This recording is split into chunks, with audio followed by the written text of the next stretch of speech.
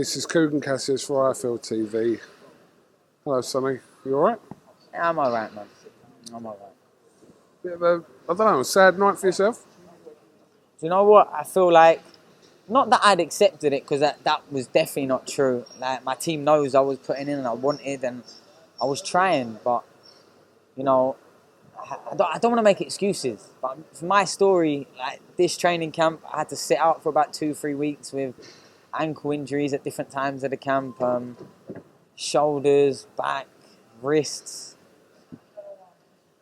And it's been like that for years, if I'm honest. But it was getting me down this time, like it never has before. Don't know why. Don't know what's changed. Yeah, man, just getting me down. Like before, I got into world title fights with one bad hand absolutely snapped in half pretty much, and then all I'm thinking is, oh, when the adrenaline kicks in. When the adrenaline kicks in. This time I'm thinking, oh, my shoulder's hurting, oh, my wrist. I don't know, man. It was a hard night tonight. But if I'm honest, I feel like, you know, the writing was on the wall from very early in the fight, if I'm honest. It was quite weird to listen to that corner talk from yourself where you said that you didn't want to be in there. In the moment, I'm sure you wasn't aware that actually in that corner everything's being recorded. But what was going through your head at that precise moment? I didn't see a mic, so I thought I'd go away with it. You know what I mean? I've spent 20 years living, dying on winning or losing. And now I feel like I'm alright, I've done enough.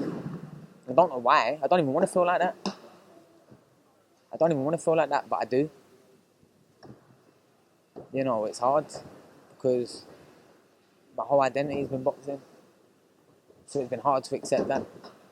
And I think the people close to me know deep down that this camp I weren't the same Sonny Edwards. You know. And it weren't because like the change of environment or the last camp, I'll be real, I weren't the same Sonny Edwards. And I don't know if it all faded after the BAM fight or my body and it just caught up with me, if I'm honest.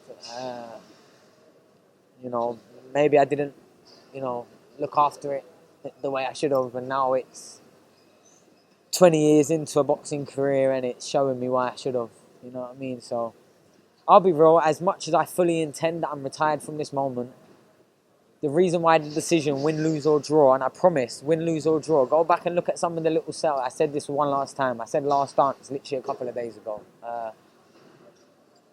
The reason why is because I just knew it was different. And the only way that I found myself back to boxing was by taking it away from myself. You know, when I was 14, I quit for 6-7 months and I found it.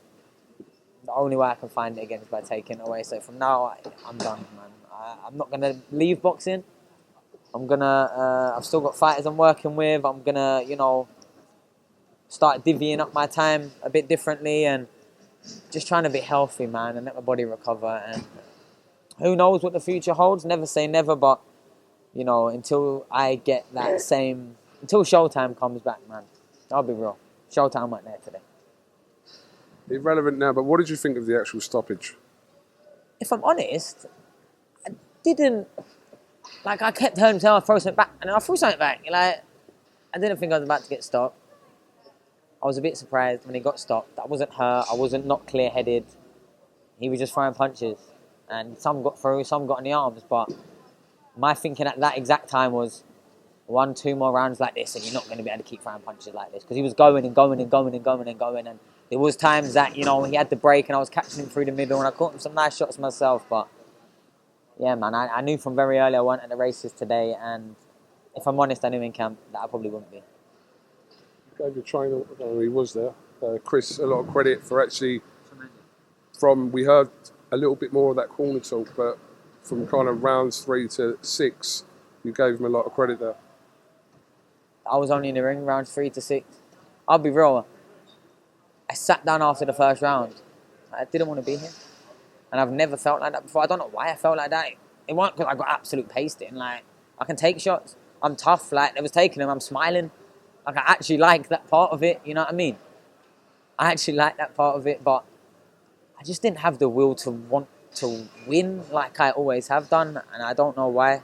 And like I said, it didn't just like, oh, U-turn after the first round. It's been the whole time. You know, there's quite a few people that have heard me speak and heard me say it. Win, lose or draw, I was done. And I genuinely mean that. I genuinely mean that. Might be a difficult one to answer, but would that man now, in 12 months' time, could he beat Bam Rodriguez? Bam Rodriguez, I'm not sure.